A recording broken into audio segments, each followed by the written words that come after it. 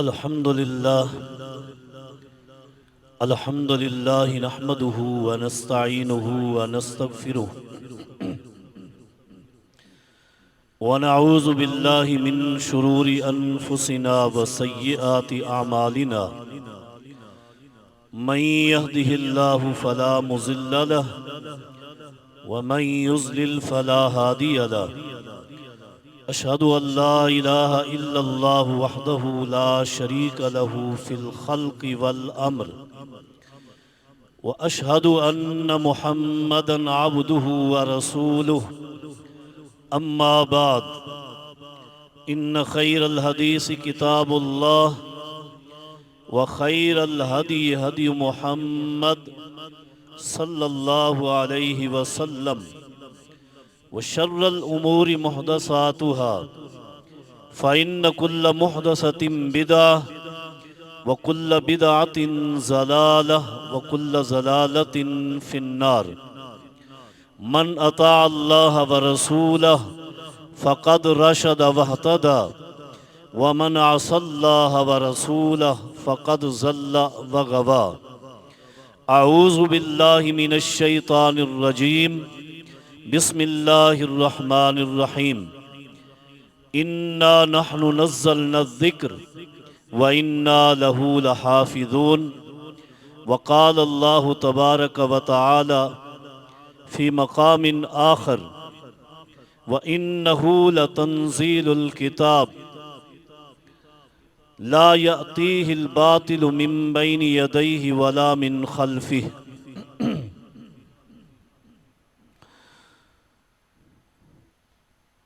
بلا شبہ وہ ساتھی جنہوں نے اپنے بچوں کو دین اسلام کی بالخصوص وحی الہی کتاب اللہ کی تعلیم کے لیے وقف کیا، وہ ساتھی مبارکباد کے مستحق ہیں۔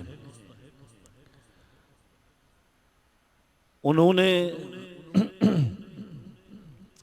اپنے بچوں کو، اپنی اولاد کو اللہ تعالیٰ کی وحی کے یاد کرنے کے لیے، وحی کے حفظ کے لیے اپنے بچوں کو وقف کیا۔ محترم قاری محمد زبیر حافظہ اللہ اور مسجد کی انتظامیہ نے مل کر محنت کی، کوشش کی۔ اللہ تعالیٰ تمام ساتھیوں کی جہود کو اپنی بارگاہ میں قبول و منظور فرمائے، اور جو ساتھی اس کار خیر میں کسی بھی طرح شریک ہوئے، حصہ ڈالا، اللہ تعالیٰ میری دعا ہے کہ ان سب کے صغیرہ اور کبیرہ گناہوں کو معاف فرما دے۔ اللہ تبارک و تعالیٰ تمام معاونین کا جنت کا داخلہ پکا فرما دے۔ یہ بڑا مبارک دورانیہ تھا ان بچوں کا، جن کی اسناد یہ ہمارے سامنے رکھی ہیں کہ 1 سال، 1.5 سال، 2 سال، جتنا عرصہ ان بچوں نے قرآن کریم کو حفظ کیا ہے، آپ اندازہ لگائیں، یہ عام دنیاوی کتاب نہیں ہے۔ یہ وہ عظیم کتاب ہے جسے اللہ رب کریم نے تمام فرشتوں میں سے مقرب ترین فرشتے سیدنا جبریل علیہ السلام کے ذریعے تمام انبیاء کے امام جناب محمد الرسول اللہ صلی اللہ علیہ وسلم کے قلب اطہر پر مسلسل 23 سال تک اس وحی کی، اس رحمت کی بارش برسا کر اللہ رب کریم نے آج اس وحی کو ہم تک پہنچایا ہے۔ اللہ کی گفتگو، اللہ کے کلام کو یاد کرنا، حفظ کرنا، اس کی حفاظت کرنا بڑا عظیم کام ہے، بڑا عظیم کام ہے۔ اور اللہ نے جس انسان کا انتخاب کیا ہے وہ انسان بھی بڑا عظیم ہے۔ آپ تھوڑا سا غور فرمائیں گے کہ آج سے کم و بیش 1450 سال پہلے اس کرۂ ارض پر، مکہ کی سرزمین پر، جب اللہ رب کریم نے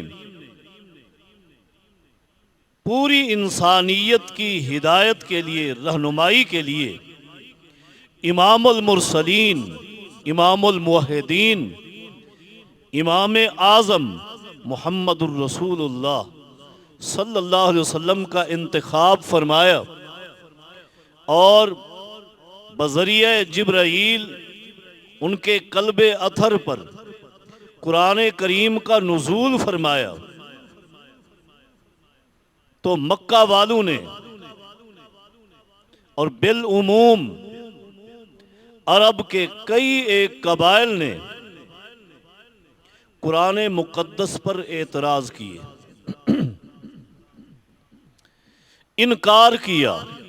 ہم سب جانتے ہیں کہ تمام اہل عرب جناب محمد الرسول اللہ صلی اللہ علیہ وسلم کے ساتھ انتہائی محبت کرتے تھے، انتہائی محبت کرتے تھے، اور صادق اور امین کے لقب سے پکارتے تھے۔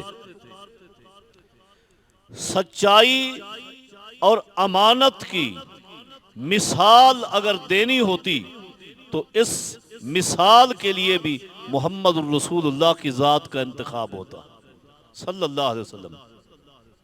لیکن اسی صادق اور امین ذات نے جب ان مکہ والوں کو اللہ تعالیٰ کی اس وحی قرآن کریم کی تلاوت سنائی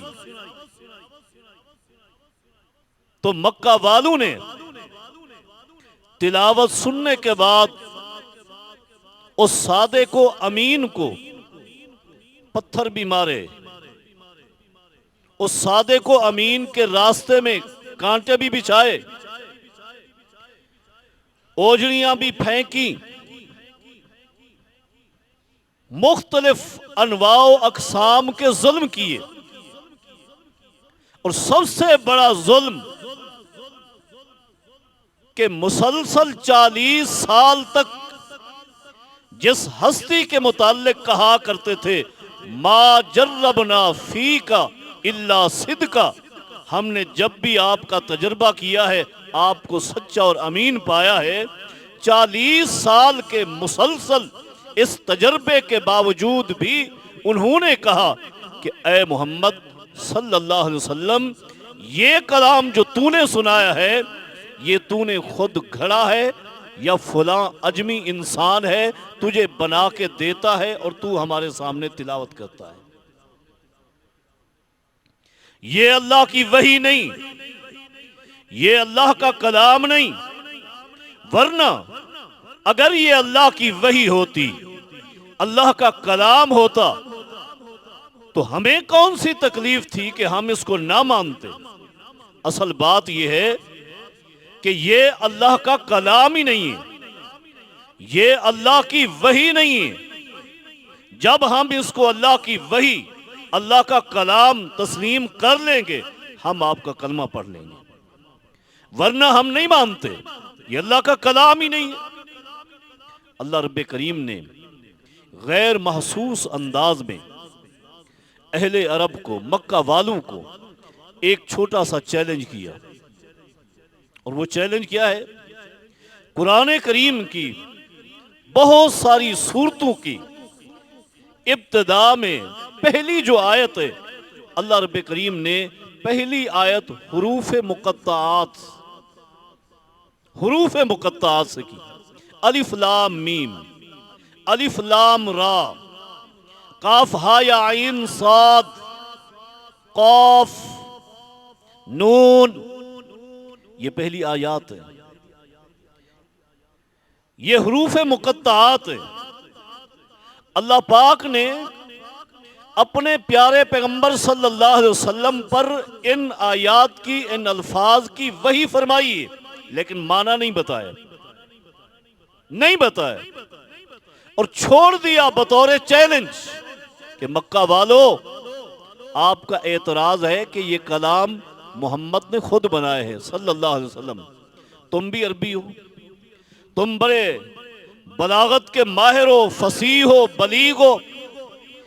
یہ پہلی آیات آپ کو بتا رہی ہیں کہ یہ آپ کی حروف تہجی ہے، آپ کے ہی حروف ہیں. جاؤ، آپ کو چیلنج ہے، آپ اس جیسا کلام بنا کے لے آؤ. یہی حروف ہے، ہم نے کوئی نئے حروف نہیں ڈالے، وہی ہیں.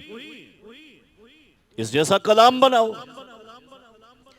اعتراض اور ضد جب بڑھ گئی تو اللہ رب کریم نے چیلنج میں ایک قرآن کریم کی آیت نازل کر دی. قل، میرے پیغمبر صلی اللہ علیہ وسلم آپ اعلان فرمائیں، ان مکہ والوں سے کہہ دیں، میرا پیغام پہنچا دیں، لَإِنِ اجْتَمَعَتِ الْإِنسُ وَالْجِنُّ عَلَىٰ أَن يَأْتُوا بِمِثْلِ هَٰذَا الْقُرْآنِ لَا يَأْتُونَ بِمِثْلِهِ وَلَوْ كَانَ بَعْضُهُمْ لِبَعْضٍ ظَهِيرًا. جن و انس، صرف مکہ والے نہیں، مدینہ والے نہیں، اہل عرب نہیں، پوری انسانیت، پوری جنات برادری، اس لیے کہ دونوں کلام اللہ کے مخاطب ہیں، دونوں کو چیلنج کیا. سارے جمع ہو جائیں اور فردن فردن نہیں، تنہا تنہا نہیں، اکیلے اکیلے نہیں. وَلَوْ كَانَ بَعْضُهُمْ لِبَعْضٍ ظَهِيرًا، ایک دوسرے کی مدد کریں، تعاون کریں اور سارے فصیح و بلیغ مل کر اس کلام جیسا، اس قرآن کریم جیسا ایک قرآن کریم بنا کر دکھا دیں. ہمارا چیلنج ہے، لا یأتون بمثلہ، اس قرآن جیسا قرآن نہیں لا سکتے، قرآن جیسا قرآن نہیں لا سکتے. اسی لیے تو میرے پیغمبر نے فرمایا ما من الانبیاء نبی الا اوتی ما مثلہ آمن علیہ البشر. اللہ پاک نے سیدنا آدم سے لے کر علیہ السلام محمد الرسول اللہ صلی اللہ علیہ وسلم تک اس کائنات میں، اس دھرتی پر جتنے انبیاء بھیجے، جتنے پیغمبر بھیجے، جتنے رسول بھیجے،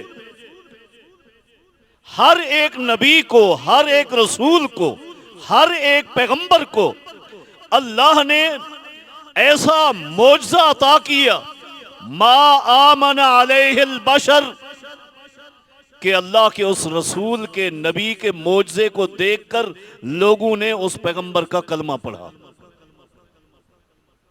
ہر نبی نے اپنے اپنے زمانے میں مختلف معجزے، اللہ کی طرف سے ملنے والے معجزات دکھائے، آتے رہے، دکھاتے رہے.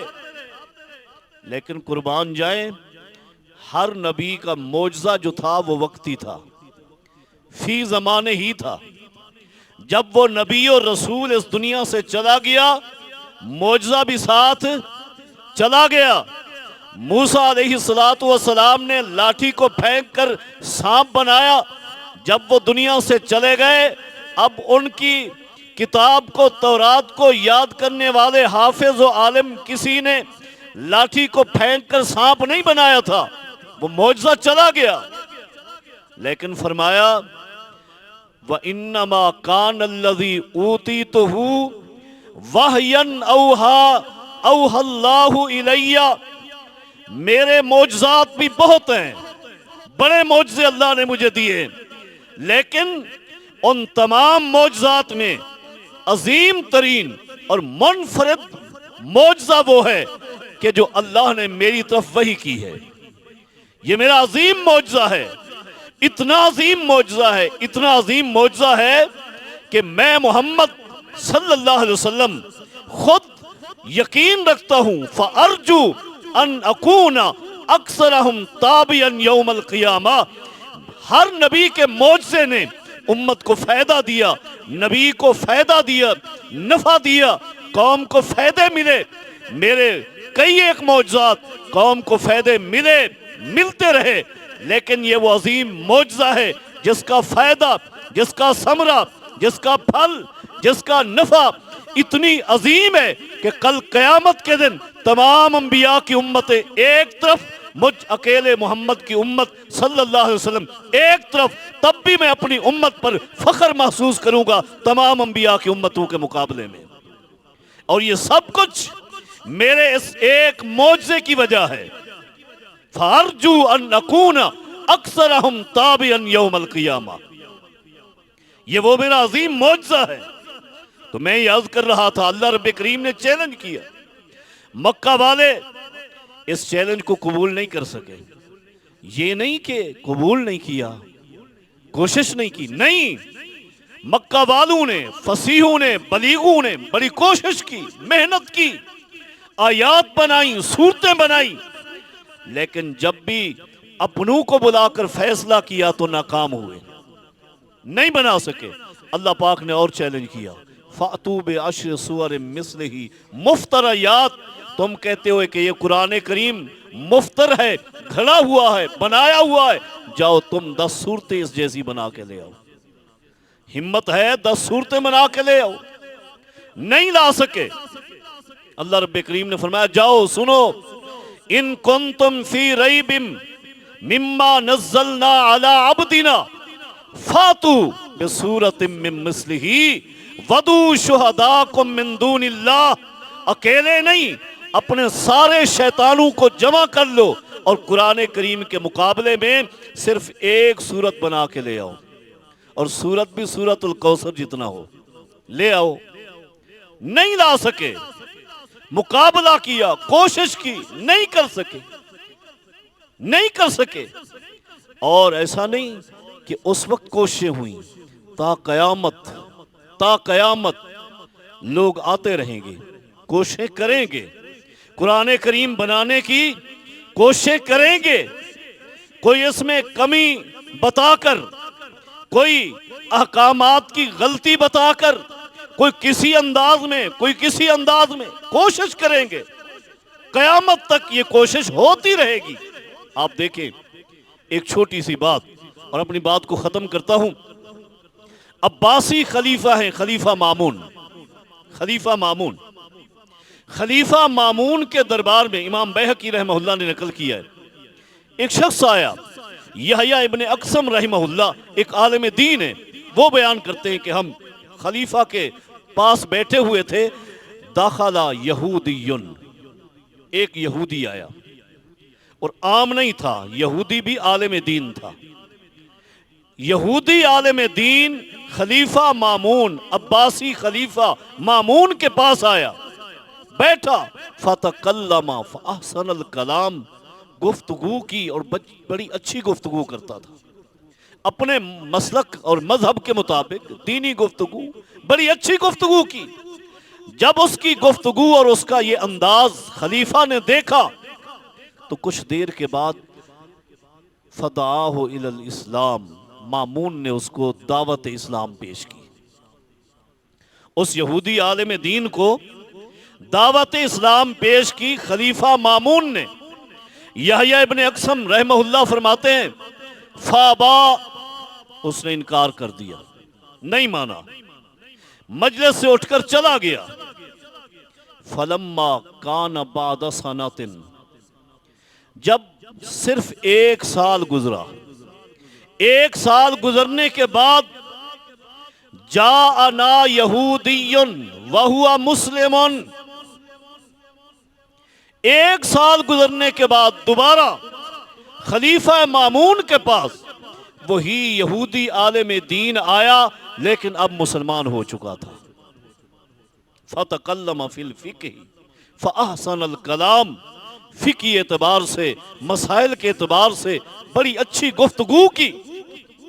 خلیفہ مامون نے پوچھا کہ تو اسلام لے آیا ہے، یہ تو بات ٹھیک ہے، سمجھ آ گئی ہے، لیکن ایک حیرت ہے، ایک سوال ہے کہ اتنی بڑی گفتگو ہوئی، بڑی لمبی دیر میٹنگ چلتی رہی، میں نے تجھے دین اسلام کی دعوت دی اور تو نے انکار کر دیا. اب 1 سال کے بعد ملاقات ہوئی اور تو حالت اسلام میں ہے. فما کان سبب اسلامک، کون سی چیز وجہ بنی ہے کہ تو دائرہ اسلام میں داخل ہوا؟ اسلام کیسے قبول کیا ہے؟ کیا وجہ بنی؟ اس نے کہا انصرفت من حضرتک، جب میں تیری مجلس سے اٹھا تھا، گھر گیا، جب اپنے گھر پہنچا تو میرے دل پر ایک چوٹ لگی، دل پر ایک چوٹ لگی، ایک فکر ابھری کہ دیکھیں بادشاہ نے مجھے ایک دین کی دعوت دی، اور آج کل اس وقت چند ادیان ہیں جو بڑے زوروں پر ہیں، بڑے معروف ہیں. میں نے فیصلہ کیا ان امتحن هذه الادیان، کہ یہ جو معروف دین چل رہے ہیں میں ان ادیان پر سرچ کرتا ہوں، تحقیق کرتا ہوں، کون سا دین ٹھیک ہے، کون سا دین درست ہے، سرچ کر لیتا ہوں.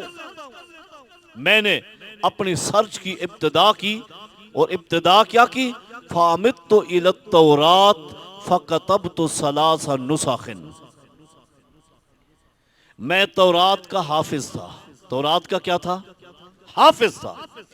اس لیے میں نے سب سے پہلے تورات کو لکھنا شروع کیا، اپنے ہاتھوں سے تورات کو لکھا. کتبت 3 نسخ، 3 نسخے، یوں سمجھیں 3 ایڈیشن. تورات کے 3 مختلف ایڈیشن میں نے چھاپے. اور کیسے چھاپے؟ نقصت فیہ وزدت فیہ، میں نے بعض آیات اپنی طرف سے بنا کر داخل کی اور بعض آیات کو تورات سے باہر نکال دیا، اور ہر نسخے کے ساتھ مختلف حرکت کی.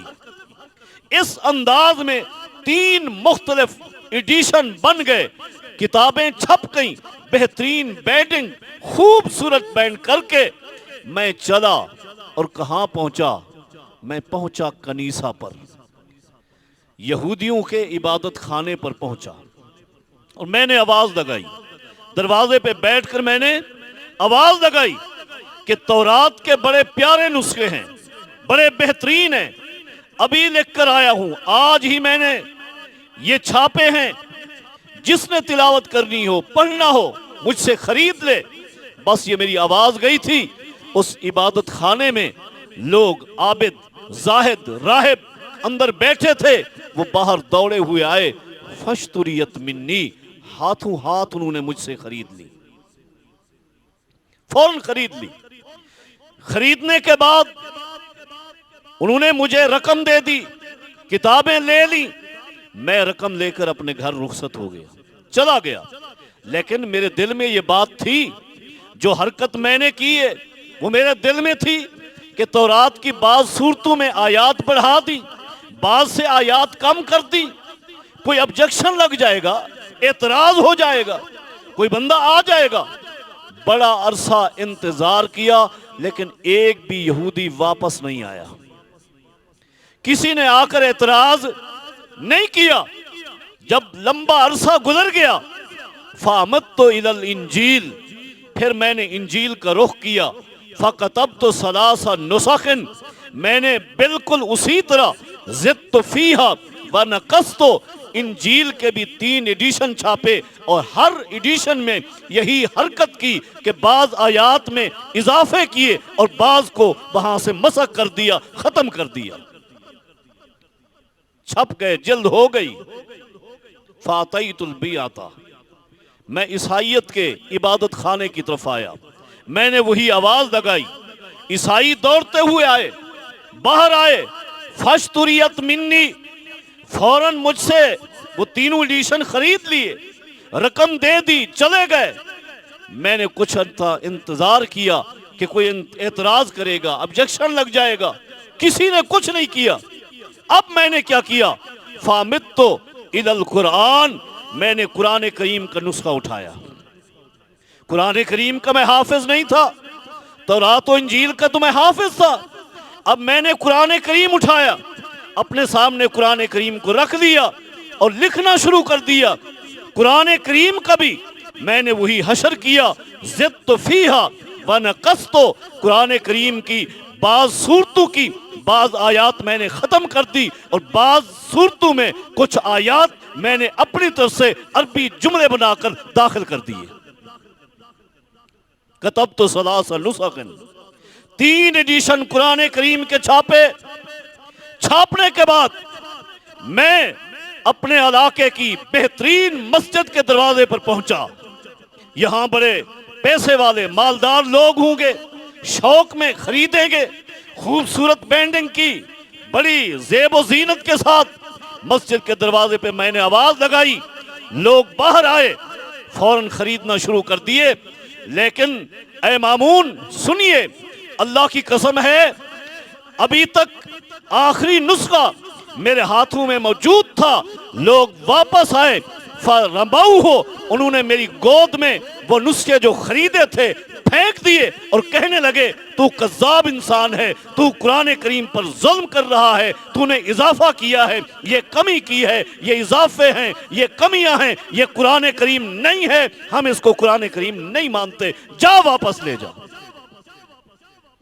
فَذَلِكَ سَبَبُ اسلامی، اے مامون میرے اسلام کا سبب یہی ہے، یہی سرچ، یہی تحقیق میرے اسلام کا سبب ہے۔ حضرات آج ہم بھی اپنے ساتھیوں سے یہی کہتے ہیں کہ ایک مسجد سے آواز کچھ آتی ہے، دوسری مسجد سے دوسری آواز آتی ہے، تیسری مسجد سے تیسری آواز آتی ہے، یہ ساری آوازیں آپ کے کانوں میں پہنچتی ہیں۔ آپ کو اللہ نے دماغ دیا ہے، علم دیا ہے، وقت دیا ہے، آپ سرچ کریں۔ آپ جدید اس دور میں موجود ہیں کہ جو نیٹ کا دور ہے، آپ سرچ کریں، ایک جملہ ایک لفظ لکھیں، فوراً ساری کی ساری احادیث اور آیات جمع ہو کر آپ کے سامنے آ جاتی ہیں۔ پھر بھی آپ سرچ نہ کریں، تحقیق نہ کریں تو اس کے مجرم آپ خود بنتے ہیں۔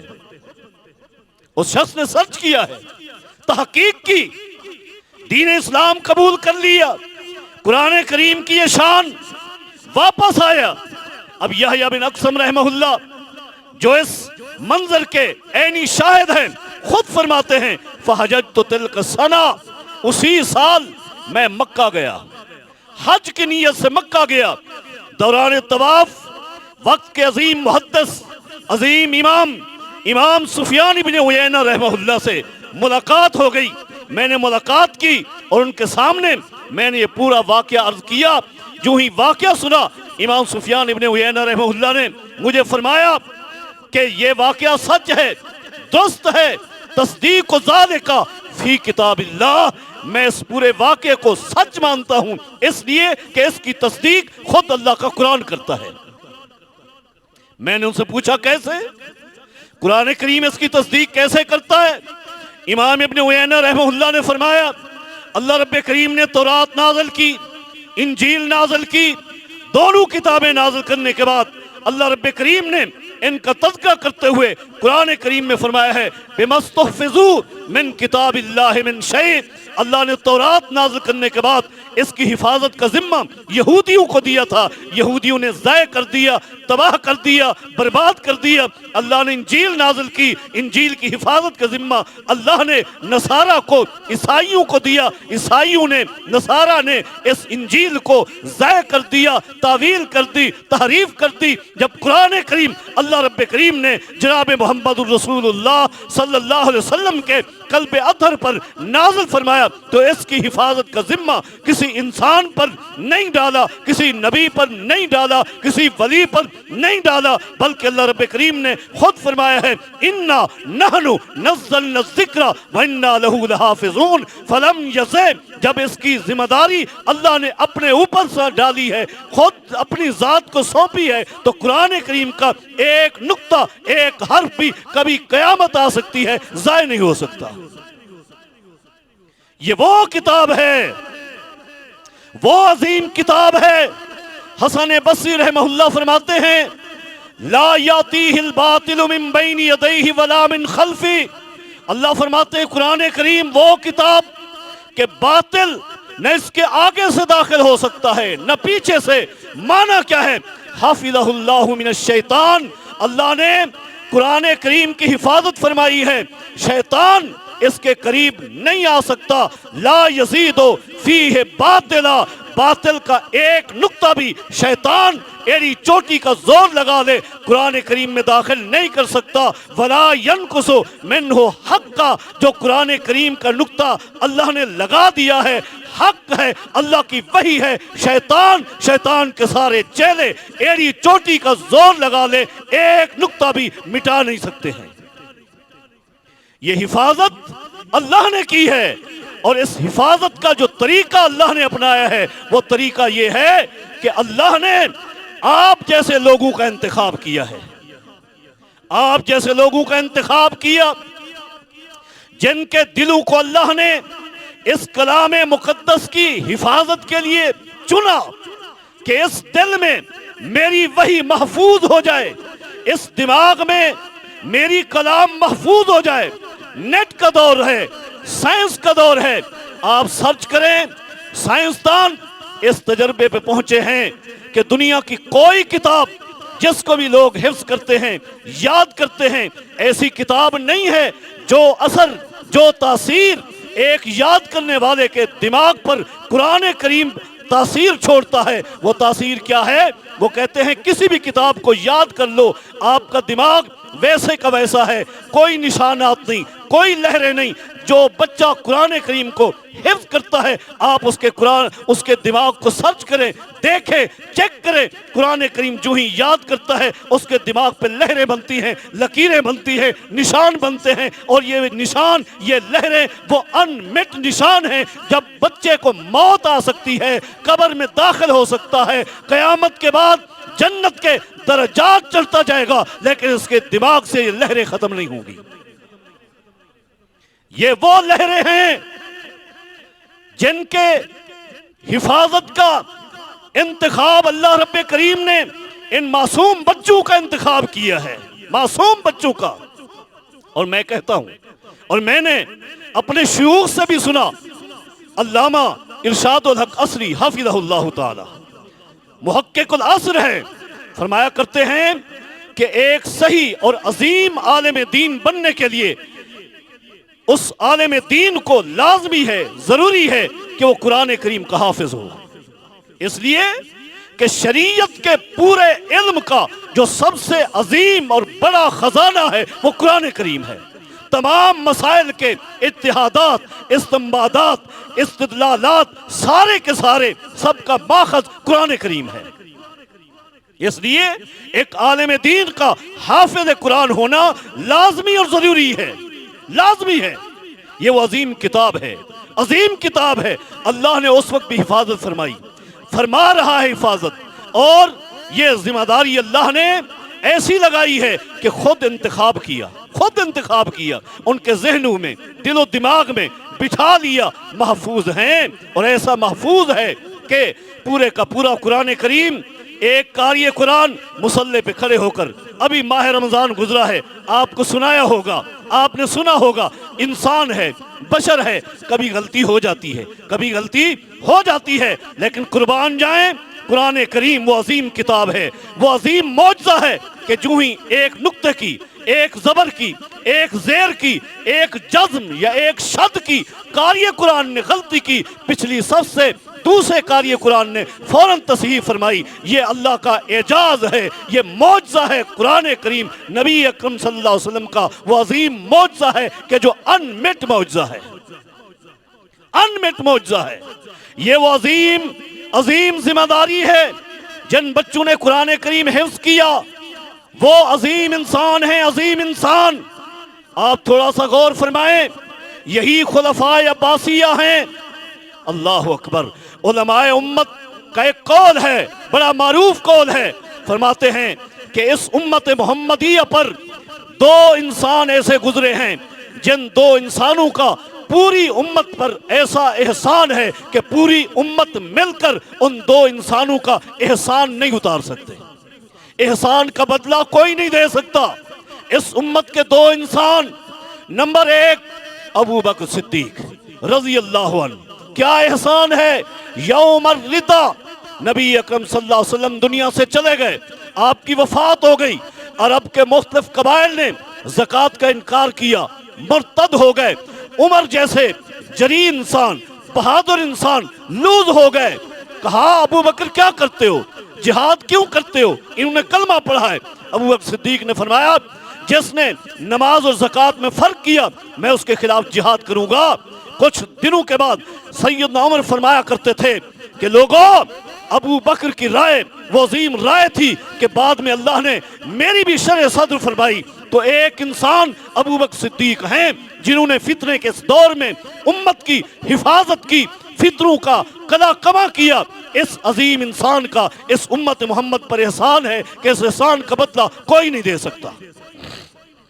اور اس امت محمد پر ایک اور انسان کا احسان ہے، وقت کا عظیم امام ہے، امام و اہل سنہ، امام احمد بن حنبل، جن کے دور میں بادشاہ کے زور پر، بادشاہت اور سلطنت اور حکومت کے اور ڈنڈے کے زور پر یہ منوایا جا رہا تھا کہ قرآن اللہ کی مخلوق ہے۔ احمد بن حنبل جری ہو گئے، بہادر ہو گئے، ڈٹ گئے، فرمایا نہیں نہیں، کوڑے لگتے رہے، مسلسل 3 حکومتیں، 3 بادشاہ کوڑے برساتے رہے، تھک گئے، ہار گئے، لیکن احمد بن حنبل کی آواز تھی القرآن کلام اللہ، قرآن اللہ کا کلام ہے، اللہ کی گفتگو ہے، اللہ کی مخلوق نہیں ہے۔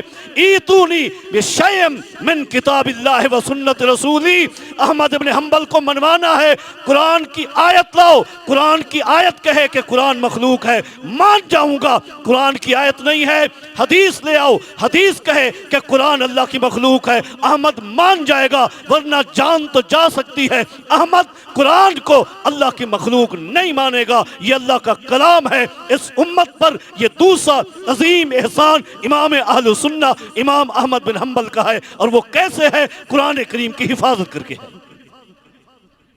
قرآن کریم کی حفاظت کر کے ہے۔ اب آپ اندازہ لگائیں جس شعبے میں، جس مشن کے ساتھ آپ منسلک ہیں اور آپ نے اپنے بچوں کو وقف کیا ہے، اللہ کی قسم ہے آپ بڑی بڑی عظیم خوش نصیبی پر ہیں۔ پیغمبر کی حدیث ہے علیہ الصلوۃ والسلام کہ جس شخص کو اللہ نے اولاد دی اور اس نے اپنی اولاد میں سے ایک بچے کو بھی اللہ کے دین کا علم نہیں سکھایا، اللہ کے دین کے لیے وقف نہیں کیا، وہ انسان بانجھ ہے، لا ولد ہے، کوئی اولاد نہیں ہے اس کی۔ اولاد والا شخص وہ ہے جس نے اپنی پوری اولاد میں سے اور کچھ نہیں تو صرف ایک بچے کو اللہ کا دین ضرور سکھلائے۔ جن ساتھیوں کے بچے ہیں میں بارہا کہہ رہا ہوں، بڑی مبارکباد ہے، بڑی خوش نصیبی ہے، اور میں دعا کرتا ہوں اللہ رب کریم ان بچوں کو قرآن کریم کا قاری بھی بنائے، عالم بھی بنائے اور عامل بھی بنائے، قرآن کریم کا مفسر بھی بنائے، محدث بھی بنائے۔ اللہ میری دعا ہے کہ تیرے اس گھر سے دن دگنی اور رات چگنی یا اللہ اس کو ترقی ہو، اور اس سے علماء اور طلباء اس میں موجود رہیں، علماء نکلتے رہیں، حفاظ نکلیں، قراء نکلیں، معاونین اور انتظامیہ مبارکباد کی حقدار ہے کہ جو یہ محنت کر رہے ہیں اخلاص کے ساتھ۔ اللہ رب کریم ہم سب کو اخلاص بھی عطا فرمائے، محنت قبول فرمائے۔ اللہ آپ کے بچوں کو جنہوں نے یہ مبارک کلام حفظ کیا ہے اس قرآن کریم کے ساتھ محبت کرنے کی بھی توفیق عطا فرمائے۔